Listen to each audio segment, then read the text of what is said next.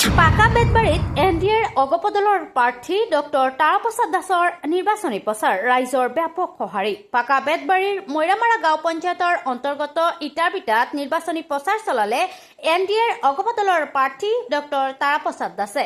বিৰোধীক কটাক্ষ কৰি কয় যে ৰাইজে তেওঁলোকক চিনি নাপায় কাৰণে ঠায়ে ঠায়ে বেনাৰ পোষ্টাৰ লগাইছে। সৰুখেতি সমষ্টিৰ দুবাৰৰ প্ৰাক্তন বিধায়ক ডক্টৰ তাৰাপ্ৰসাদ দাস নাম এটা ব্ৰেণ্ড বুলি দাবী কৰে ডক্টৰ দাসে। পূৰ্বৰ সৰুখেতি সমষ্টিৰ দুবাৰৰ প্ৰাক্তন বিধায়ক বৰ্তমানৰ পাকা বেতবাৰী সমষ্টিৰ এজিপিৰ প্ৰাৰ্থী ডক্টৰ তাৰাপ্ৰসাদ দাসে এইবাৰো বিধায়ক হোৱাৰ মন মেলিছে। পিছে সংখ্যালঘু ৰাইজে আঁকোৱালি ল'ব নেকি এনডিএৰ প্ৰাৰ্থীগৰাকীক? ৰাইজৰ সহায় মইতো অলপ আগতে কৈছোঁ যে মই এনেকুৱা এটা ঠাইত যাওঁ যিটো নেকি মই আগতে কোনো কাকো ইনফৰ্মেশ্যন নিদিওঁ, কাকো নিদিওঁ, কিন্তু এনেই যায় জাষ্ট বহু মাত্ৰ ক'ৰ পৰানো কেনেকুৱাকৈ আহে।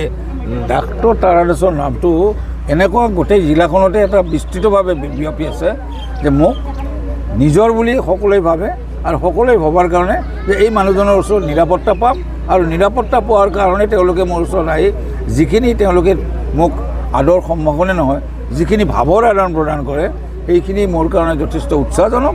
আৰু এই উৎসাহজনক হোৱাৰ কাৰণে মই আৰু আশ্বস্ত হওঁ যে বিধানসভাত আগন্তুক বিধানসভা নিৰ্বাচনত যদিও এই সমষ্টিটোৰ 100%, 90% মাইনৰিটি, সেই মাইনৰিটিখিনি আপোনালোকে নিশ্চয় চাব 50%ৰ ওপৰত মোৰ লগত আছে। মই এইকাৰণে কৈছোঁ মোৰ লগত যিটো সান্নিধ্য, সেই সান্নিধ্য কিন্তু এইটো কৃত্ৰিম নহয়, এইটো মোৰ আচল মৰম। আৰু আচল মৰম কাৰণে ৰাস্তাৰে মই আজি আহিছোঁ, ক'ৰ পৰানো কেনেকৈ গম পাইছে ল'ৰা ছোৱালী মাক দেউতাক সকলোৱে আহি মোক অন্ততঃ এখন গামোচাৰে সম্ভাষণ জনাইছে। এইটো কি উচায় তেওঁলোকৰ মৰম। তেওঁলোকে মোক মৰম এটা কাৰণতে কৰে যে মই কাম কৰিছিলোঁ আগতে, কামৰ বিনিময়ত তেওঁলোকে মৰম কৰে আৰু ধৰ্মৰ বিনিময়ত মোক মৰম নকৰে, কামৰ বিনিময়তে মৰম কৰে। কাৰণ মই জানো যে আমি সকলোৱে এক, ধৰ্ম নিৰপেক্ষতা মোৰ এটা প্ৰথম দৃষ্টি। সেইকাৰণে মই সকলোকে সমান চকুৰে চাওঁ আৰু সমান চকুৰে চোৱাৰ কাৰণে আজিও মই ডক্টৰ তাৰা দাস হিচাপে মোৰ নামটোৱে এটা কাফি। মোক আৰু এই ইহঁতে কৈছে এজিপি লাগে বিজেপি লাগে, সেইটো পিছত ডক্টৰ তাৰা দাস হিচাপে দুবাৰ বিধায়ক হৈছোঁ। মইতো কোনো পাৰ্টি বেনাৰত নাছিলোঁ, কিয় ভোট দিছিল?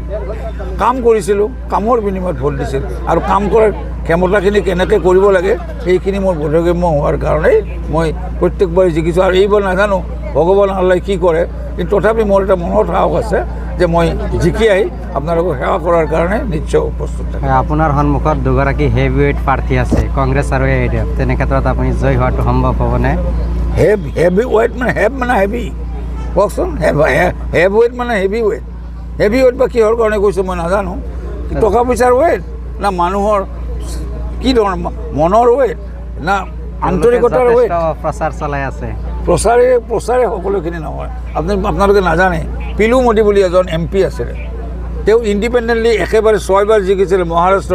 মহাৰাষ্ট্ৰত তেখেতে MP আছিলে 6 বাৰ।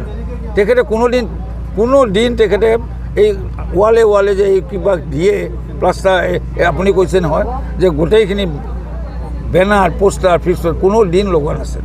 কিন্তু তেখেতৰ নামটো এনেকুৱা যে সকলোৱে জানে, সকলোৱে গৈ তাতেহে ভোট পৰে। কিহৰ কাৰণে? এইটো হৈছে কৰ্ম। গতিকে মই জানো হেভিৱেইট কি শব্দটো মই নাজানো। ময়ো দেখিছোঁ চাৰিওফালে পোষ্টাৰ। তাৰমানে কি অজ্ঞতাটোৰ কাৰণে সেই পোষ্টাৰবিলাক লগাইছে। অজ্ঞতা, নাজানে তেওঁলোকক চিনিয়ে নাপায়। চিনি পোৱাৰ কাৰণে আগতে চিনি পাওঁ, কিন্তু তাৰা দাসে নলগায়। চাবচোন ক'ৰবাত মোৰ পোষ্টাৰ আছেনে?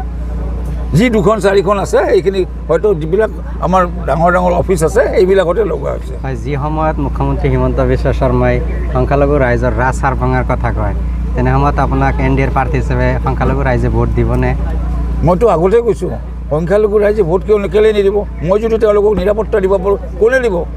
ময়ে দিব পাৰিম। আপোনালোকৰ সংখ্যালঘু কোনোবা বিধায়কে দিব পাৰিব নেকি? ভেকুলীৰ নিচিনা পলাই যাব লাগিব। এইবাৰৰ যিটো নিৰ্বাচন, এই নিৰ্বাচনৰ পিছত সংখ্যালঘুসকলক মই এটাই অনুৰোধ কৰিছোঁ, এটাই তেওঁলোকক আহ্বান কৰিছোঁ, আহকচোন সংখ্যাগুৰুৰ লগত একলগ হৈ কাম কৰোঁ। আৰু মই থাকিলে মই নাজানো ভগৱান আল্লাই কি কৰে, কিন্তু মই তেওঁলোকৰ নিৰাপত্তাৰ কাৰণে 100% আছোঁ। ঠিক আছে, থেংক ইউ।